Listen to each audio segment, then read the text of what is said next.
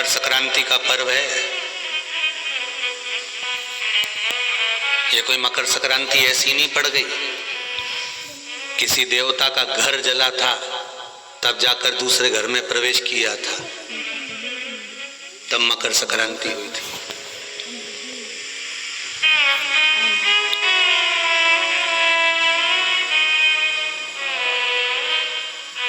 एक बहू ने अपने ससुर का आदर नहीं करा था तो पिता ने बेटे के घर में आग लगा दी थी, केवल क्रोध में। तब जाकर ये मकर संक्रांति पड़ी थी। कोई ऐसे ही पड़ गई मकर संक्रांति?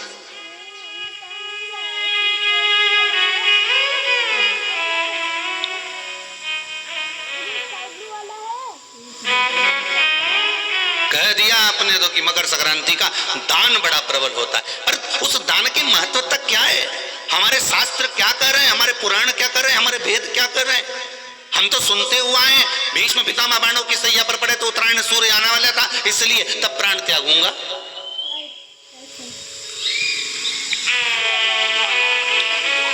मकर राशि में सूर्य प्रवेश करेगा तब मैं आनंद पाऊंगा, तब मैं दान करूंगा, पुण्य। तो आखिर दान की महत्वता इतनी प्रबल कैसे हो गई? वो तिल की महत्वता इतनी प्रबल कैसे हो गई? वो गुड़ की महत्वता इतनी प्रबल कैसे हो गई?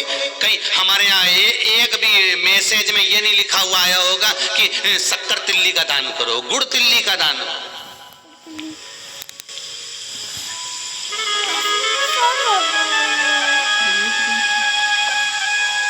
इतना काम तो है। ज्योतिष के हिसाब से तिल शनि है और गुड़ सूर्य है। ज्योतिष के हिसाब से तिल शनि है और गुड़ सूर्य है।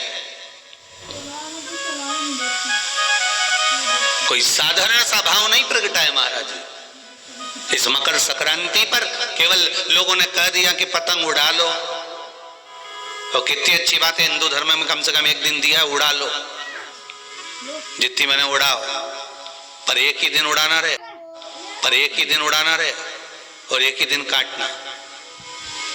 बाकी के दिनों में ना तो किसी के बारे में उड़ाना और ना किसी की काटना।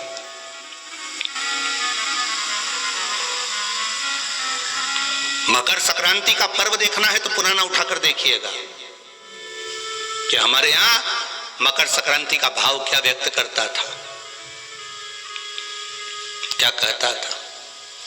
ना तो किसी के बारे में उड़ाओ और ना काटो। किसी की बहन बेटी जा रही है उसकी उड़ा दी, कोई का लड़का है तो उसकी उड़ा दी, कोई की सास है तो उसकी, कोई का ससुरा है तो उसकी, कोई गुरु है तो उसकी, कोई ब्राह्मण है तो उसकी, कोई बड़े से बड़ा मठाधीश पीठाधीश संत महात्मा जोगी सन्यासी तपस्वी जिसको तुम जानते तक नहीं, किसी की बहू बेटी को तुम पहचानते तक नहीं, किसी व्यक्ति को तुम पहचानते तक नहीं, एक बार नहीं मिले, बस एक व्यक्ति ने उड़ाई तो इन्हें भी ढील दे के उड़ाई।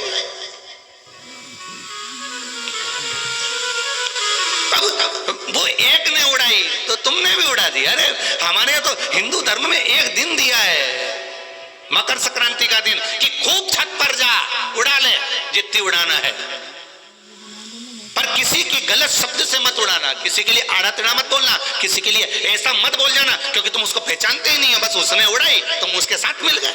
दे ढील, चरखिल तो तुम ही पकड़े थे। उड़ाए जा उड़ाए जा उड़ाए जा।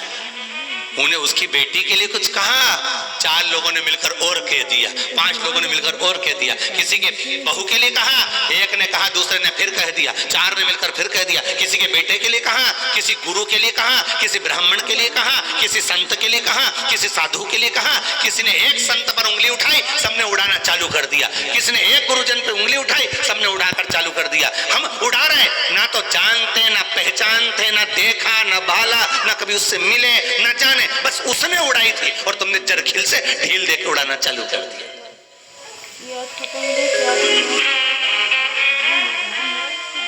अरे कितना हमारी भारत की भूमि को पहचानो तो रे भाई।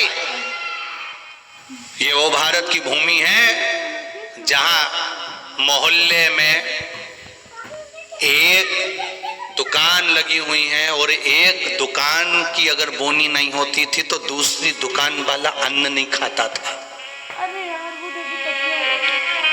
वो नियम अभी भी खत्म नहीं हुआ, अब मरे तक रह गया। कि मोहल्ले में कोई मर जाता है तो मोहल्ले के लोग अन्न नहीं बनाते, खाते नहीं जब तक कि वो अर्थी नहीं उठ जाती। पर आज के समय में तो वो भी गया, ये तो अंदर जाके समोसा निपटा लेता है। तो रुका, आज के समय में कौन रुकता है? मोहल्ले में मरा, पर पहले नियम था कि एक मोहल्ले में जितनी दुकान होती थी उस दुकान के बाहर एक कुर्सी रखी होती थी। प्रत्येक दुकान के बाहर एक कुर्सी रखी होती थी। ग्राहक आता था, कुर्सी पर बैठता था, कुर्सी पर बैठता, सामान खरीदता, सामान खरीदा जिसकी दुकान से कुर्सी, उस दुकान को जब बाहर रखी थी वो कुर्सी फिर अंदर रख लेता था। अब जिसकी दुकान में कुर्सी अंदर चली जाती थी, उस दुकान पर अगर कोई सामान खरीदने आता था तो जो दुकान का मालिक है वो कहता था भैया ये सामान मेरे पास में नहीं है, सामने वाली दुकान पर है, वहां चले जाओ। सामान इसके पास रहता था पर नहीं देता था, क्योंकि इसको मालूम है कि मेरी बोनी हो गई है पर सामने वाले की बोनी नहीं हुई है, इसलिए वो कहता था सामने वाली दुकान पे मिल जाएगा, मेरे यहाँ नहीं है। जब वो सामने वाली दुकान पर जाता था, कुर्सी पर बैठता था, सामने वाला उस कुर्सी को उठाकर अंदर रख लेता था। फिर कोई उसकी दुकान पर जाता था, भैया ये सामान है क्या? तो क्या हमारे पास नहीं मिलेगा, वो तीसरी दुकान पर मिलेगा, उसकी यहाँ भेज देते थे कि वहां चले जा, वहां कुर्सी पर। क्यों? क्योंकि अगर हमारे लाइन में, हमारी पट्टी में, हमारे मोहल्ले में अगर किसी एक दुकानदार का अगर बोनी नहीं हुई, बिक्री नहीं हुई, तो फिर हमारा भोजन करना व्यर्थ है। ये हमारा हिंदू धर्म था, ये मेरी भारत भूमि का गौरव था। और एक आज का जमाना, जो मिल जाए जितना मिल जाए निपटा लो, फिर मौका मिले कि नहीं मिले।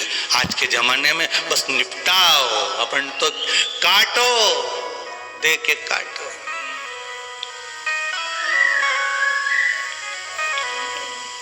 अरे भगवान से भी कहना, पतंग उड़े आकाश माने, डोर थारा हाथ मां, ओ वल्लभ मारी पतंग ऊंची राख जो।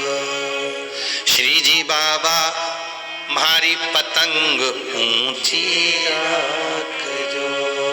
गोवर्धन बाबा मारी पतंग ऊंची राख, ओ भोले बाबा मारी पतंग ऊंची राख जो। भगवान से प्रार्थना कर, और दिया एक दिन भगवान ने, उड़ा लो जितनी उड़ाना है।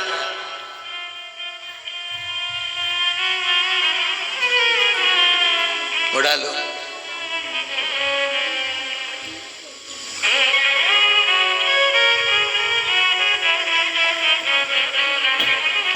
महाराज